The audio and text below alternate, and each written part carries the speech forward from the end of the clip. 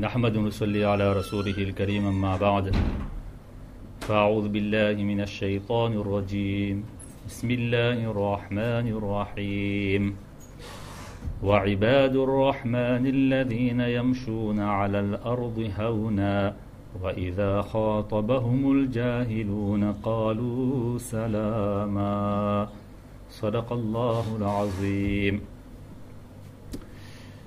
Donc à partir d'aujourd'hui, nous allons faire le tafsir de certains passages du Coran. Et pour mieux comprendre ces passages-là, je vous recommanderai, conseillerai, à partir d'aujourd'hui, de prendre un Coran arabe, traduction française, pour que vous pouvez suivre beaucoup plus facilement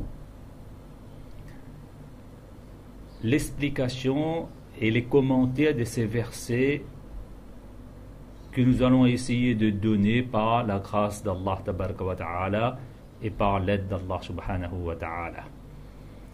Je vous donnerai à partir d'aujourd'hui le numéro de la page, de la sourate et du verset.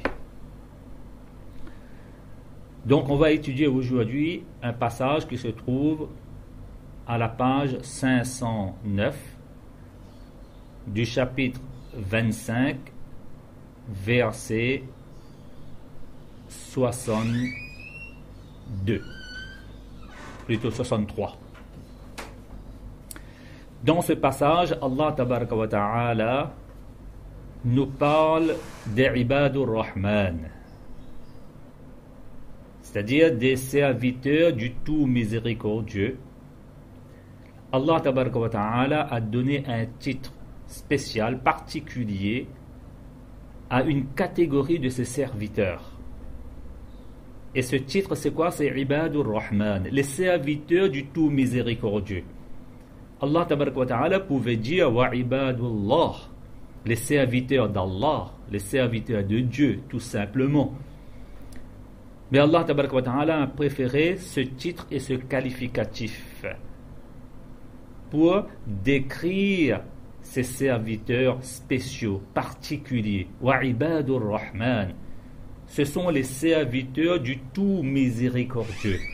Pourquoi avoir choisi cet attribut précisément, Ar-Rahman, qu'Allah tabaraka wa ta'ala est très compatissant, Allah tabaraka wa ta'ala est tout miséricordieux et très miséricordieux et clément? Parce que ces serviteurs-là seront décrits dans la suite des versets.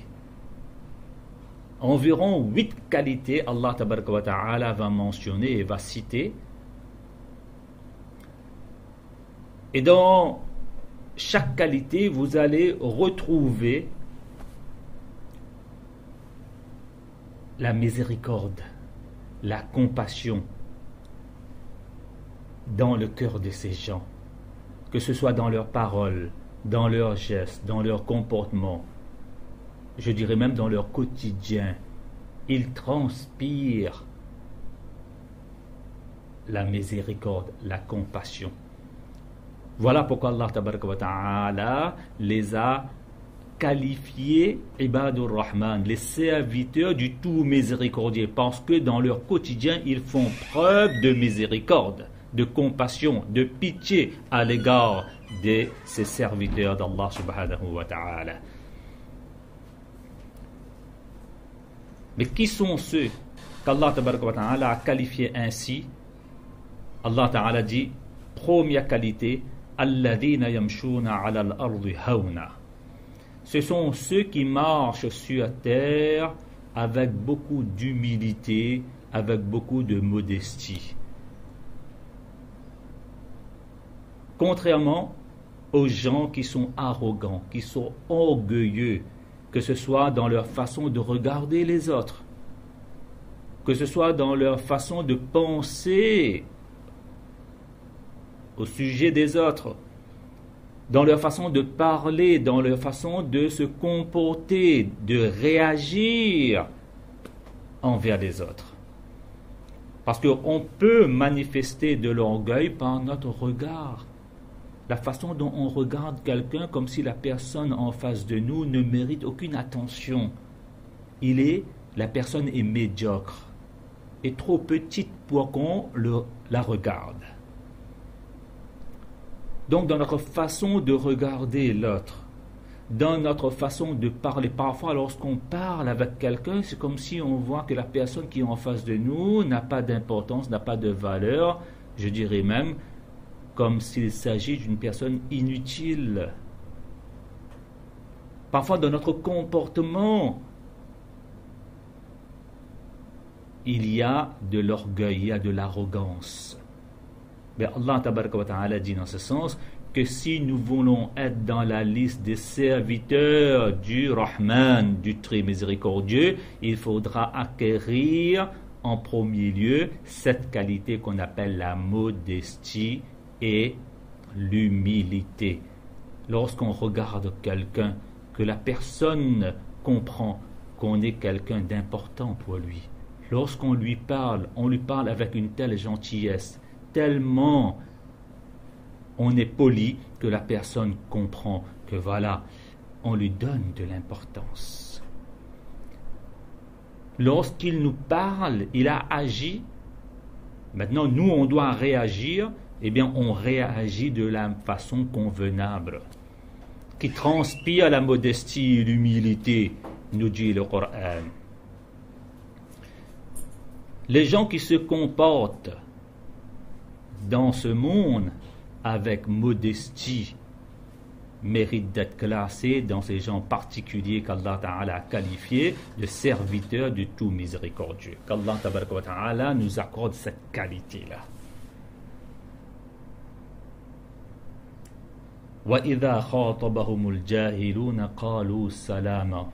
Non seulement dans leur comportement ils sont humbles et modestes, mais lorsque on leur adresse une parole, et qui leur adresse cette parole? Les jahils, nous dit le Coran, c'est-à-dire les ignorants, les insensés. Et les insensés ici, ce sont qui? Il s'agit de qui? Eh bien, il suffit, le Coran yufassiru ba'duhu ba'dah. Le Coran est tel que certains passages commentent et expliquent d'autres passages. Voilà quelle est la particularité du Coran. Dans un verset du Coran, Allah tabaraka wa ta'ala nous parle de Moussa alayhi salatu wa salam, que lorsque un des Banu Israël, un de son peuple, avait assassiné quelqu'un, et que le peuple voulait connaître l'identité de l'assassin. Et pour trouver l'identité de l'assassin, Allah Ta'ala a proposé à Moussa alayhi salatu wa salam d'égorger une vache. Et une fois la vache égorgée, on va prendre une partie de la vache et frapper la personne qui a été assassinée. Il va revivre et c'est lui qui va décliner l'identité de son assassin. Lorsque Moussa alayhi salatu wa salam a proposé cela à son peuple, eh bien, le peuple, il a agi comme un ignorant, comme un insensé à l'égard de Moussa alayhi salatu wa salam. Le peuple a dit à Moussa alayhi salatu wa salam, est-ce que tu plaisantes avec nous? Tu es en train de te moquer de nous, quoi? On te dit qu'on veut connaître l'identité de l'assassin et toi tu nous dis d'égorger une vache? Mais à ce moment-là, Moussa alayhi salatu wa salam a dit une parole. Inni a'udhu bika an akuna min al-jahilin. Oh Allah, je te demande protection contre le fait d'être parmi les ignorants. Vous voyez, là aussi, Moussa alayhi salatu wa salam parle de ignorants. Qu'est-ce que Moussa alayhi salatu wa salam a voulu faire comprendre par cette formule-là? Il a voulu faire comprendre que Allah, ils m'ont demandé quelque chose et je les ai proposé une méthode qui vient de ta part, ya Allah, toi qui es sage. Et voyez qu'est-ce qu'ils m'ont répondu? que je suis en train de plaisanter, en train de se moquer, c'est-à-dire ils ont provoqué ma colère. J'étais fou de rage. Je voulais mettre un bon coup de poing sur leur visage. Lorsqu'ils m'ont répondu de cette façon-là, mais oh Allah, ne me fais pas parmi les ignorants. C'est-à-dire, ignorant dans ce sens. Parfois, on peut ignorer un mot. Parfois, on peut ignorer quelque chose. Mais lorsqu'on ignore la façon de se contrôler, de se maîtriser lorsqu'on provoque notre colère, c'est aussi de l'ignorance. C'est aussi de l'ignorance, nous dit Moussa. Moussa, quand on a demandé à Allah à ce moment-là qu'il ne fasse pas partie des ignorants, il a voulu faire comprendre qu'Allah, ils ont provoqué ma colère. Et nous savons que Moussa était comme Omar, un homme de tempérament fort. Il aurait pu casser la figure même de cette personne qui lui a dit ça. Mais il s'est retenu. Il a gardé son calme. Il avait le contrôle de la situation. Oh Allah Ta'ala, ne me laisse pas agir comme quelqu'un qui n'arrive pas, qui ignore comment on contrôle ses émotions. Donc la personne qui n'apprend pas comment contrôler ses émotions au moment où il est dans la difficulté, au moment où il est dans un malheur quelconque, au moment où il est touché par une calamité, ou au moment où la personne qui est en face de lui est en train de provoquer sa colère. Si on n'a pas appris comment maîtriser nos émotions et notre colère, notre rage, dans ces moments-là, on peut dire qu'on est jahil, on est ignorant, parce que c'est quelque chose qu'il faut apprendre. Mais c'est dans ce sens-là qu'Allah dit dans ce verset que lorsque les gens ignorants, il y a des gens comme ça, ils n'arrivent pas à contrôler leurs paroles, leurs pensées. Dès qu'ils pensent quelque chose, ils vous disent. Ils ne regardent pas si ce qu'ils vont vous dire là, eh bien, ça va salir votre réputation. On est devant un groupe de personnes. D'accord? Parfois, il y a des gens qui pensent à quelque chose et puis ça sort de leur bouche comme ça. Ils ne regardent pas qui est en face de lui, etc. Parfois, ils vont vous tirer des choses comme ça. Dites, j'ai entendu devant tout le monde, là, il va vous rabaisser. Tiens, j'ai entendu que tu n'as même pas eu la moyenne dans telle matière, alors que c'est une matière qui est facile. Est-ce que tu es un cancre ou quoi?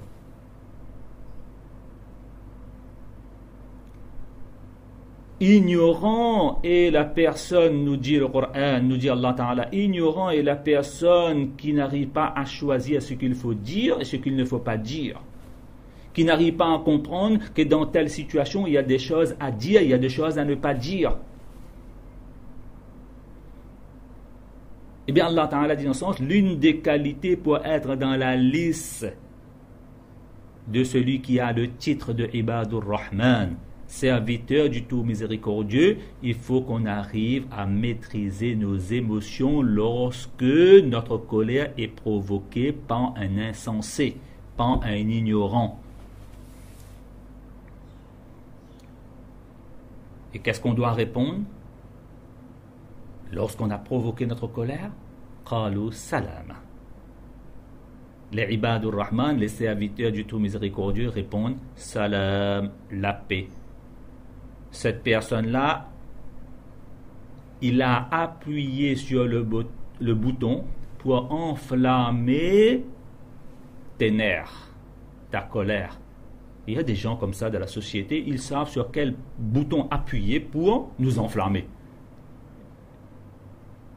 Et nous, eh bien, on se met en colère, on devient fou de rage, et là, à ce moment-là, lorsqu'on est fou de rage, lorsqu'on est en pleine colère, on est sous l'emprise et le contrôle du shaitan, notre ennemi déclaré numéro 1.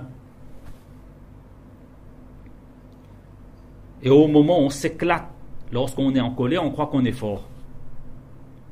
Mais on est faible. Le fort est celui qui se maîtrise, qui se contrôle dans les moments de colère. Le faible est justement celui dont le maître est shaitan. Voilà pourquoi ceux qui n'arrivent pas à se contrôler dans les moments de colère, lorsqu'ils sont provoqués, mais ce sont des faibles. Parce que c'est Shaitan qui les maîtrise. Lorsque tu n'arrives pas à te maîtriser toi-même, tu dis que tu es fort. Et là, on comprend mieux ce hadith du prophète sallallahu alayhi wa sallam qui nous rappelle le véritable sens du mot fort.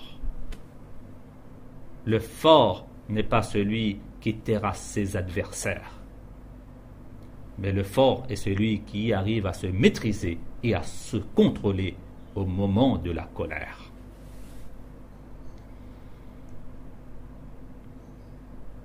Donc, وَإِذَا خَاطَبَهُمُ الْجَاهِلُونَ, les serviteurs du tout miséricordieux sont ceux que lorsque les insensés et les ignorants, et n'oubliez pas la définition de l'ignorance dont on vient de donner, leur adressent des paroles provocantes, c'est-à-dire ils veulent qu'on tire l'épée. Eh bien, les Ibadur Rahman, les serviteurs du tout miséricordieux, qu'est-ce qu'ils disent? Salam. Avec nous, il n'y a pas l'épée, il y a la paix.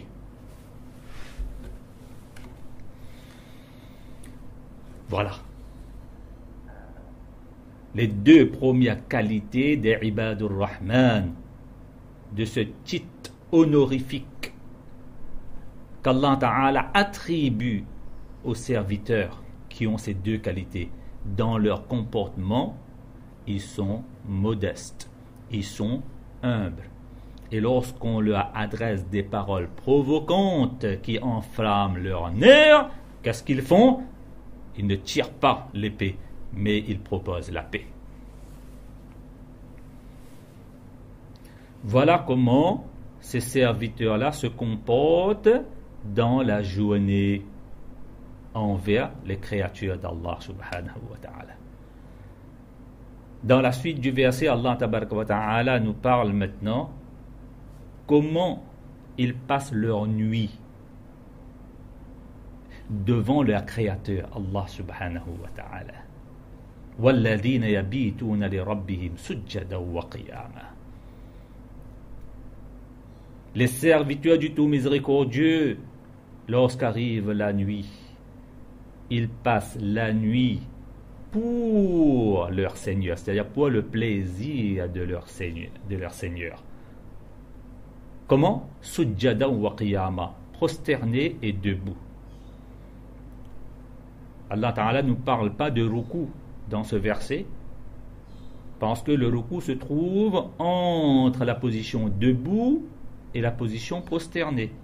Mais lorsqu'Allah Ta'ala nous parle de debout et prosterné, donc le ruku est inclus nécessairement et forcément. Bref, dans ce verset, Allah Ta'ala veut faire comprendre troisième qualité des croyants, c'est qu'ils ne passent pas leur nuit dans des futilités, dans des frivolités, dans des inutilités, mais ils passent leur nuit dans ce qui est utile, ce qui est bénéfique, ce qui est profitable. C'est-à-dire, dans la nuit, au lieu de parler avec la télévision, au lieu de parler avec les autres à travers les réseaux sociaux, ces Ibadur Rahman passent leur nuit à parler avec leur Seigneur, Allah subhanahu wa ta'ala. Dans la journée, ils se comportent bien envers les créatures d'Allah, dans leur comportement et leur dialogue. Et la nuit, c'est le moment pour dialoguer. Lorsque tout le monde dort, moi, je me réveille et je m'adresse à mon serviteur, à mon créateur Allah subhanahu wa ta'ala. Je parle avec Allah subhanahu wa ta'ala.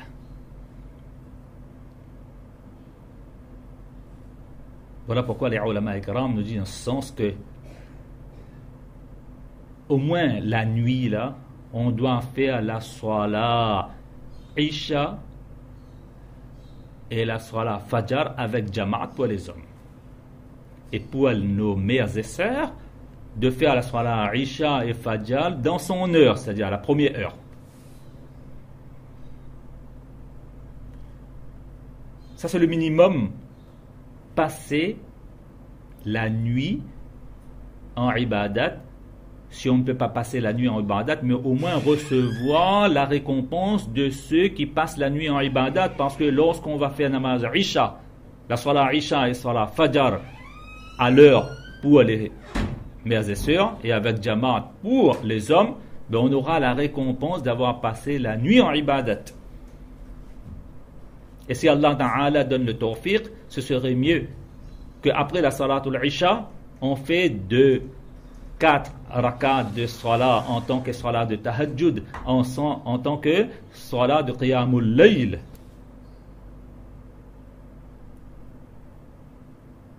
Donc, Isha et Fajr, c'est le minimum. C'est la voie minimale, c'est le degré minimal. La voie médiane, ce serait immédiatement après namaz Isha. On fait quelques rakats de salat facultatifs pour obtenir la récompense de Qiyamul Layl, de la salat de tahajjud. Et si Allah Ta'ala donne le tawfiq de faire le maximum, tant mieux. On se réveille dans le dernier tiers de la nuit, dernière partie de la nuit, et là, on fait le ibadat d'Allah Subhanahu wa Ta'ala. Ça, c'est le top des tops. Mais faisons au moins le minimum, ou bien ne serait-ce, si on fait déjà le minimum, essayons de progresser, d'avancer et arriver au moins dans la voie médiane.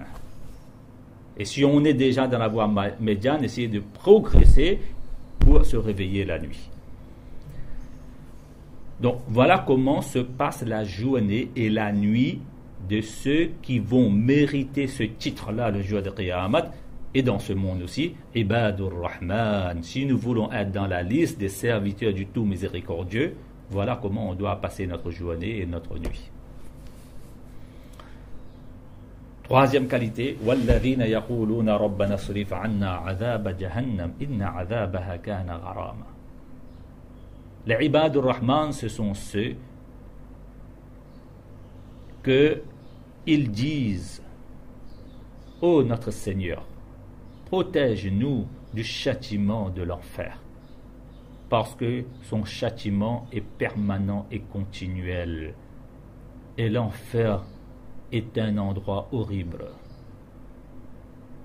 est un endroit très mauvais, mustaqarra wa muqama, et c'est un endroit où il demeurerait, que ce soit temporairement ou éternellement, c'est mauvais.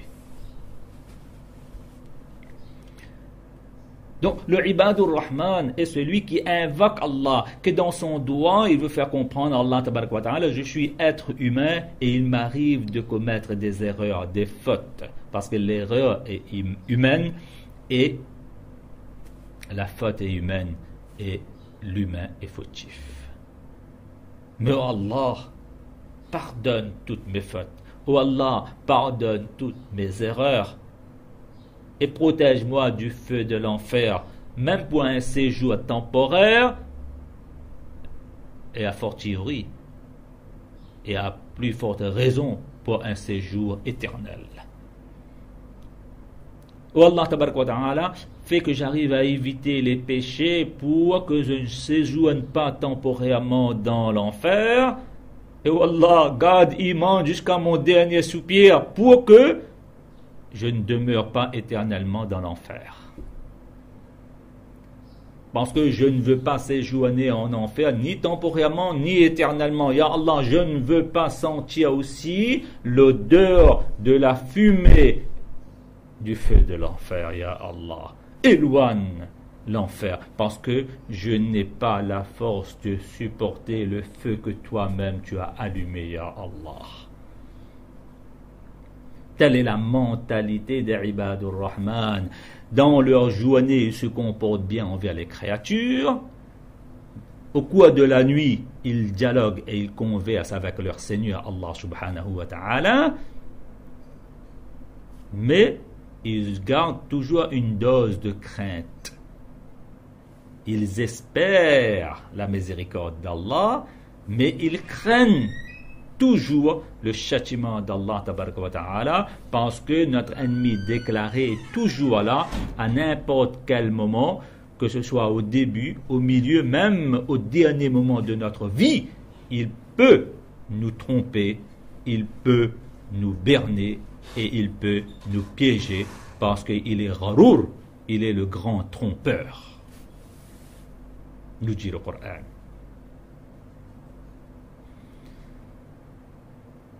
Donc le bon comportement, la bonne adoration et la bonne mentalité dans nos invocations. Voilà quelles sont les qualités des serviteurs du tout miséricordieux. وَالَّذِينَ إِذَا أَنْفَقُوا لَمْ يُسْرِفُوا وَلَمْ يَقْتُرُوا وَكَانَ بَيْنَ ذَلِكَ قَوَامًا. Quatrième qualité, Allah Tabaraka wa Ta'ala dit dans ce sens que ces Ibadur Rahman, ces serviteurs qui ont eu ce titre particulier et honorifique, ce sont ceux que lorsqu'ils dépensent, là on parle maintenant de l'utilisation de l'argent,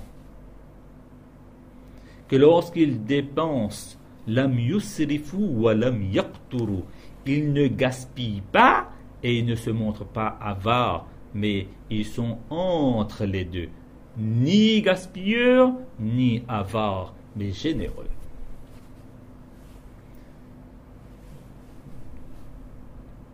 Comme quoi, pour être apprécié par Allah Tabaraka wa Ta'ala, il faut avoir un bon comportement, bien adorer Allah, invoquer Allah, mais aussi, attention, dans le domaine économique, dans le domaine financier, il faut savoir, il faut apprendre comment gagner de l'argent, comment investir notre argent et comment dépenser notre argent. Et Allah Tabaraka wa Ta'ala dit que les Ibadur Rahman, ce sont ceux qui savent dépenser leur argent. Parce que, pourquoi ils sont généreux? Ils ne sont pas gaspilleurs, ils sont ni avares, parce qu'ils n'ont pas un attachement profond, excessif avec l'argent qu'ils possèdent. Voilà pourquoi ils ne le gaspillent pas et ils ne se montrent pas avares. Et ça, c'est deux problèmes. Parfois, lorsqu'on utilise notre argent, on gaspille. C'est-à-dire, on achète n'importe quoi. Excusez-moi, hein. Mais il y a une maladie qui est en train de se répandre dans notre société. Et plus particulièrement, ça touche la gente féminine. C'est le plaisir d'acheter même si on n'en a pas besoin. Subhanallah. Il suffit que les magasins disent c'est la période des soldes. On achète des choses qu'on n'a même pas besoin. Ça, c'est grave. Donc, lorsqu'on achète des choses qu'on n'a même pas besoin, on gaspille notre argent. Par contre, lorsqu'on n'achète pas alors qu'on a les moyens et on a besoin, là, on fait preuve d'avarice. Là, je vous ai donné le fil, la ligne rouge à ne pas dépasser. Et parfois, on achète des choses dont on n'a pas besoin, on n'achète pas ce dont on a besoin, et plus particulièrement, on se montre avare à l'égard de notre famille. Subhanallah. Il y a des gens comme ça qui se montrent très généreux dans la société envers les autres. Ah oui, on entend parler que voilà, telle personne-là, il a fait une grande masjid. Où ça? En Inde. Tel endroit. Il a fait un hôpital. Il a fait ça. Mais seulement quand on lui demande que voilà, ton papa, ta maman a besoin, grandement besoin pour pouvoir manger et boire correctement, pour leurs médicaments, pour payer le loyer de leur maison, ou pour autre besoin quelconque, a besoin de 200 € par mois. Subhanallah, subhanallah, il n'y a pas plus avare. Là, on ne trouve pas. Pour montrer aux autres qu'on est généreux, on est prêt à dépenser 100 000 €, 200 000 €. Papa, maman est dans le besoin à côté de nous. Notre enfant est dans le besoin à côté de nous et on montre la générosité aux autres et on oublie les nôtres. Voilà pourquoi dans ce verset du Coran, Allah Tabaraka wa Ta'ala attire notre attention. Il y a une qualité chez les Ibadur Rahman, les serviteurs du tout miséricordieux, c'est que lorsqu'ils dépensent, ils ne gaspillent pas et ne se montrent pas avares. Comment peut-on être avare à l'égard de notre famille, de nos parents, de nos enfants, alors que le prophète sallallahu alayhi wa sallam nous a déjà dit tout ce que nous allons dépenser pour subvenir aux besoins de notre famille, de nos proches, est considéré comme sadaqa, comme une aumône. Subhanallah.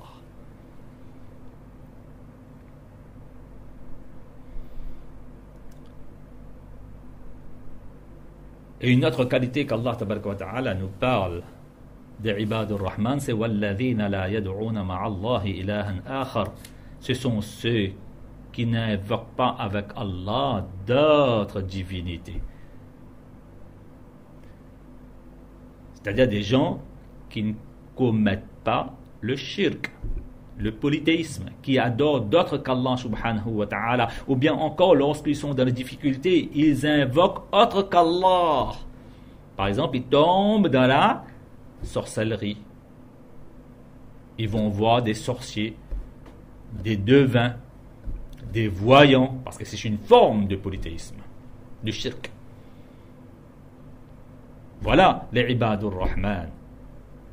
Lorsqu'ils sont dans les difficultés, lorsqu'ils sont dans le malheur, ils utilisent les choses et les méthodes et les moyens qui sont licites, qui sont halal, et ils ne tombent pas dans ce qui est haram, proche du shirk. وَلَا يَقْتُلُونَ النَّفْسَ الَّتِي حَرَّمَ اللَّهُ إِلَّا بِالْحَقِّ. Et ces Ibadur Rahman, jamais ils ne vont verser le sang d'une personne qu'Allah tabaraka wa ta'ala a rendue sacrée. C'est-à-dire, ce ne sont pas des criminels, ce ne sont pas des assassins. Ils ne tuent pas les gens qui sont innocents.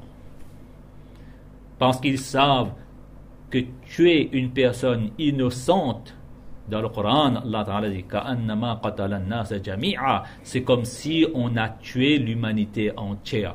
Tuer une personne, c'est comme si on a tué la totalité des êtres humains sur terre. Telle est la gravité et la laideur de ce péché qu'est le crime, le meurtre et l'assassinat. Wala yaznoun, les Ibadur Rahman, dans leur comportement, ils ne commettent pas la fornication, l'adultère. Oui, parce qu'ils ont leur propre conjoint et conjointe. Et Allah tabaraka wa ta'ala a mis donc à leur disposition des moyens pour pouvoir satisfaire licitement et légalement leurs pulsions sexuelles. Donc ces gens-là ne s'adonnent pas à ce qui est haram. Wala yaznoun, ils ne commettent pas le zina et l'adultère et la fornication. Dans ce verset, Allah tabaraka wa ta'ala a parlé de 3 défauts dont les Ibadur Rahman sont épargnés et évitent tout au cours de leur vie. Premier, c'est le shirk, le polythéisme et toute forme de polythéisme. Deuxièmement, jamais ils vont tuer une personne qui est innocente. Et troisièmement, c'est l'adultère. Pourquoi le musulman ne s'approche pas de ces péchés qui sont très graves? Parce que ceux qui commettent ces péchés graves-là, ils vont être jetés dans le athama. D'après certains hadiths, il est dit dans le sens que atham, ça c'est une vallée du Jahannam et de l'enfer, là où le châtiment est le plus douloureux et le plus dur. Bien sûr, après, dans la suite du verset, Allah tabaraka wa ta'ala dit dans ce sens, comme ces gens-là ont commis des péchés très graves, ils seront doublement châtiés et punis de le jour de Qiyamah, et ils seront humiliés dans le feu de l'enfer. Bien sûr, illa man taba, excepté ceux qui se repentent, qui croient maintenant et qui font des bonnes actions, Ça, ce sont les gens qui étaient kafir, mushrik, et qui se répandent de leur kufr, de leur mécréance. Allah tabaraka wa ta'ala annonce la bonne nouvelle à ces gens-là, que Allah tabaraka wa ta'ala va transformer leurs méfaits lorsqu'ils étaient dans la mécréance en bonne action une fois venus dans l'islam. Subhanallah. Allah Ta'ala dit wa kana Allahu ghafuran rahima, parce qu'Allah Ta'ala est pardonneur et il est miséricordieux. Par contre, toi aussi musulman, tu as la foi, toi. Si toi aussi tu te repens et toi aussi tu améliores ton comportement et que tu délaisses et abandonnes ces péchés qui sont graves, ne t'inquiète pas, mais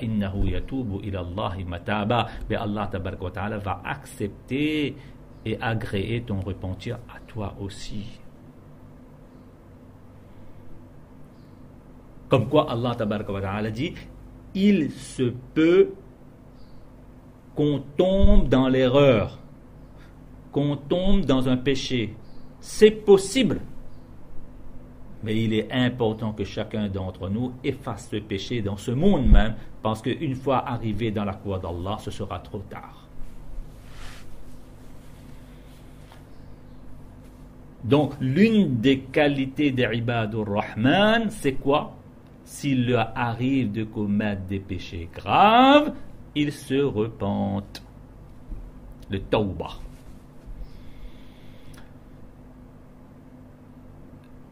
Et une autre qualité qu'Allah tabaraka wa ta'ala parle dans la suite des versets, وَالَّذِينَ لَا يَشْهَدُونَ الزُّورَ وَإِذَا مَرُّوا بِاللَّغْوِ مَرُّوا كِرَامًا.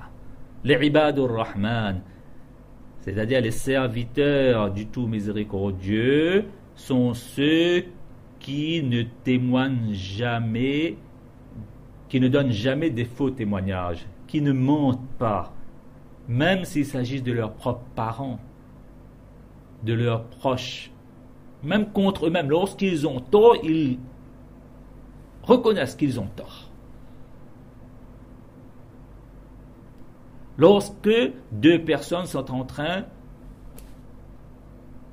de se disputer, que moi j'ai raison, l'autre dit moi j'ai raison, et que nous sommes témoins oculaires et que nous savons pertinemment qui a raison, qui a tort.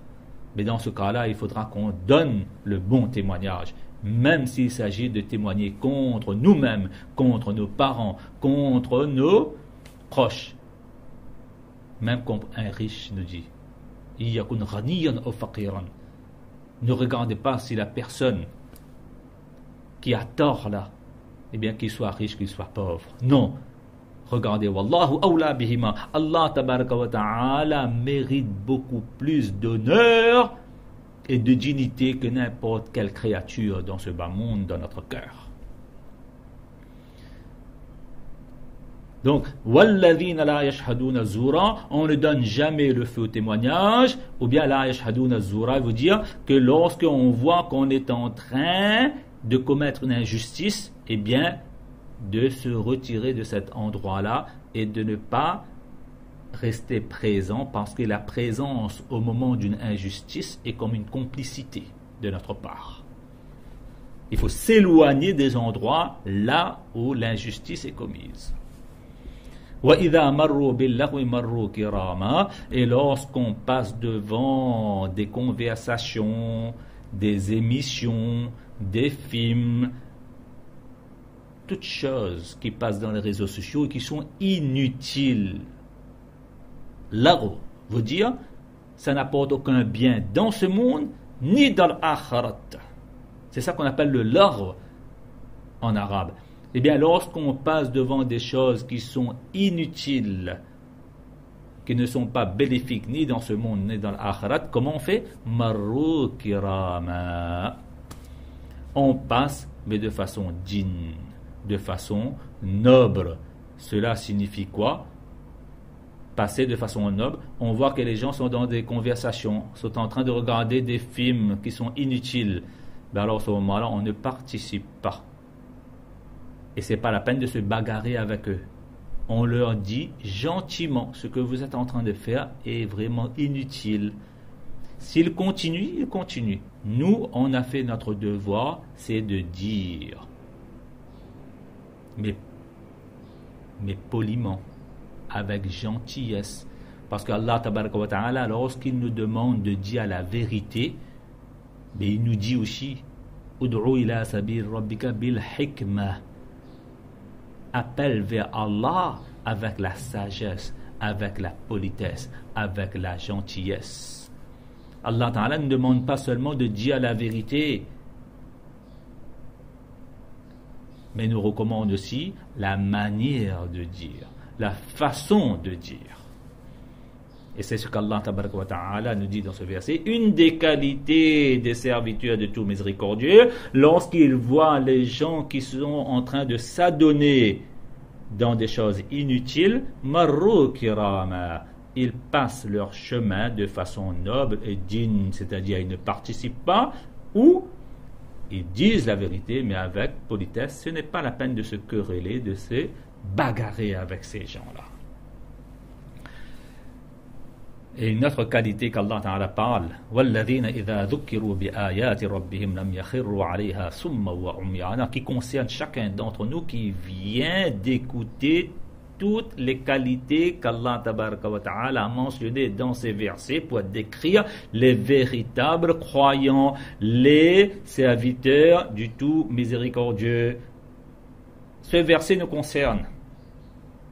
Allah Ta'ala dit en ce sens, ces Ibadur Rahman sont tels que lorsqu'on les rappelle les versets de leur Seigneur, ben, ils ne tombent pas comme un sourd, oui, ni comme un aveugle. C'est-à-dire, on nous a rappelé là des versets du Coran, mais lorsqu'on va sortir de là, ou bien au moment où on est en train d'écouter, c'est comme si on est sourd, si on ne voit rien, on n'entend rien. Non.